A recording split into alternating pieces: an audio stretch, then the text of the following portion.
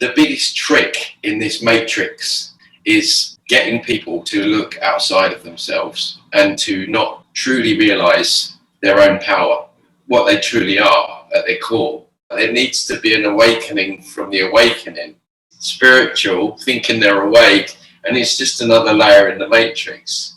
You know, so many people are getting stuck because they are looking outside of themselves for someone or something to save them.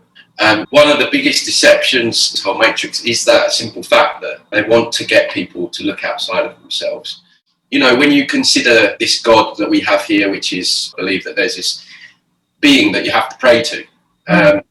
But when you think about it, it's like, when you look at the bare facts, you have a God that, you know, if you don't believe in him, he's going to send you to hell to burn forever and ever.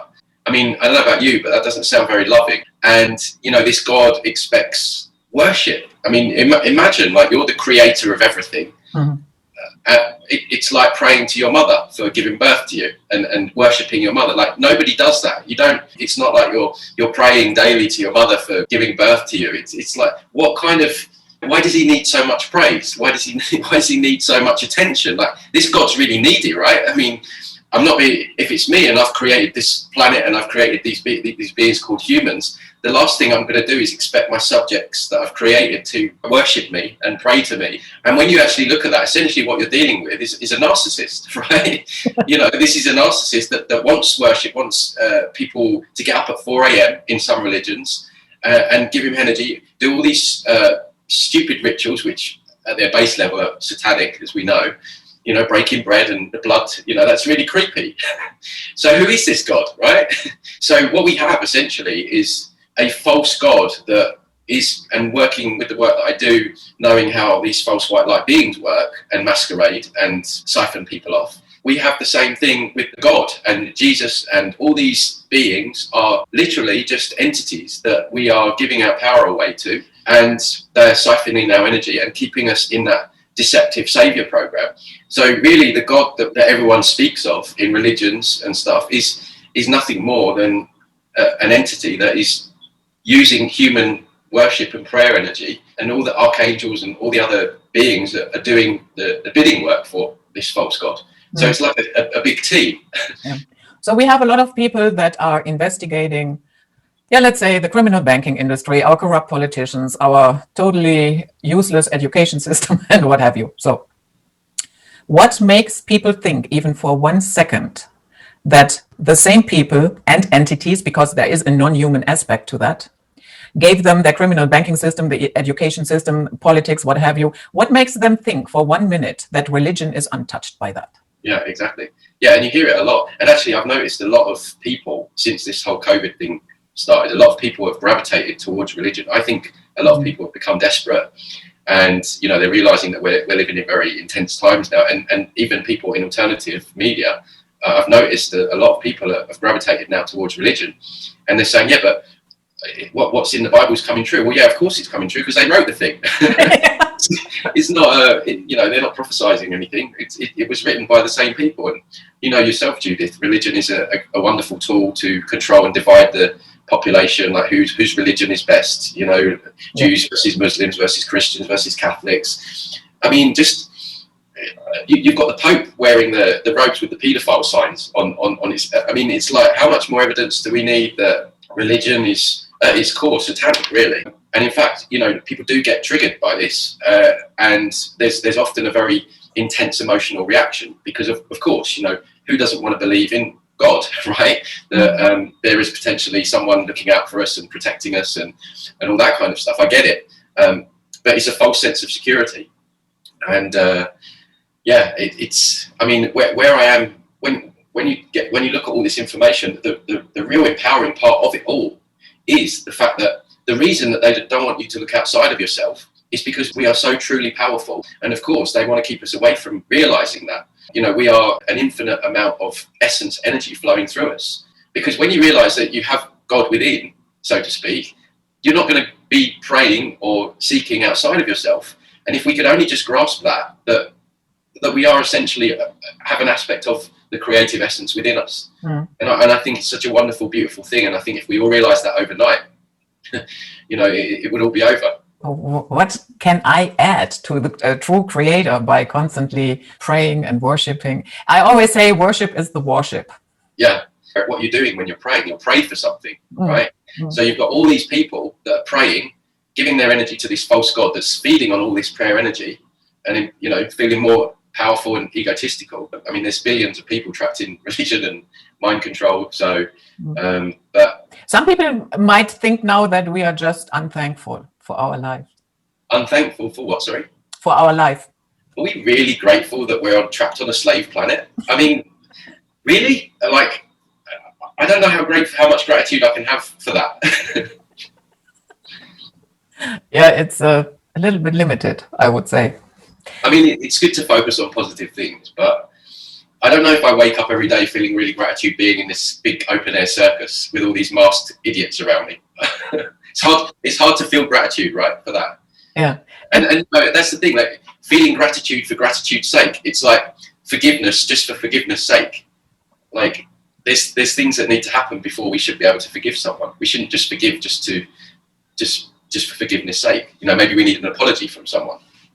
Archetype of God, this strong bearded man. There's something about the beard as well, isn't it? It's very like masculine, fatherly. So yeah, they pull out all the stops to make these deceptions. I was having a conversation with my friend about we were talking about archangels and some other of these false white light beings, and archangels in their true form are like squid-looking things, right? So I was saying that they have to show themselves, they have to cloak themselves, because if they showed up as they truly were, then no one would deal with them, right? So they have to do that, and it's the same with this whole idea of God. They've chosen that masculine, manly, protective figure, which just strengthens the false bond people have with this false God, basically. But it always amazes me how people don't look at the plain facts that we mentioned before and question, the fact that you go to hell if you don't believe in him. I mean, how can anyone sit there and think that would be coming from a loving creator? It just doesn't make sense. Just because something's old and tradition doesn't make it necessarily right or beneficial. I mean, so much of the things that we're questioning now, I mean, I have it all the time with chakras, right? Yeah, but Tony, the chakras, they've been around since, ancient Indian gurus and blah, blah, blah, blah, blah. All this tradition gets thrown at you. And it's like, okay, well, where are we as a species? We're more enslaved than we've ever been before. So where have all these traditions and beliefs actually got us? They've got us nowhere. And so, yeah, it's just because we've always prayed or we've done something for a long time, doesn't necessarily mean that it's good, right? And I think we're living in times now where we need to be questioning everything, even ancient, well, especially ancient quote unquote traditions. I mean, most traditions are built on bullshit. They're very obedient, they're very enslaved. And so just because that's a tradition in that culture, that you can tell when you speak to these people, there's a lot of resistance. They don't really want to be doing the things that they're doing. They're only doing it because it's tradition to do what the elders say. They have a great respect for elders, teachers, and that kind of thing. So, yeah, a lot of tradition is bullshit. and people say to me, well, who can I pray to? Who can I connect to? Like, there's so many people so desperate to connect with something outside of themselves. And when you take that away from them, not because you want to be horrible, but because it's not the truth, and they're actually getting their energy siphoned off and they're being used, they're left with, you can almost see sometimes they're just left with, oh, I'm on my own then. And there's like this kind of really sad realization, but it's a necessary realization if we're serious about healing and moving forward and really evolving and, ultimately getting out of all this. And it's the same thing at death. These beings will masquerade at the point of death and entice you back in. And of course, people, when they die, they've done no research in their living life, and they'll just go with what these beings are saying and sign all these contracts, and they're back down here being used as batteries for all these entities and being used as a slave. So, the whole false white light beings is a big subject that really needs to be spoken about by a lot more people, because it's important that we have a plan I know it's a bit morbid, but it's important to sort of at least ponder, right, okay, so when I leave this dimension, when my physical body, whatever happens, what am I going to do from there? And, I don't think people really think, obviously they don't want to think about it, but we don't want to get trapped back down here again. And for me, I don't know about you, but I want this to be my last lifetime here. And Oh yes, not coming back. so, we want to just, it's all about discernment, isn't it? I mean, for me personally, I'm not going to deal with beings when I die at all. I don't care if they look like my granddad, who I love dearly, or I'm just not going to. I'm not going to go anywhere where anyone tells me to go. I'm going to set my intention to leave the matrix, and I'm going to rip a hole through the grid, and I'm going to leave. Yeah.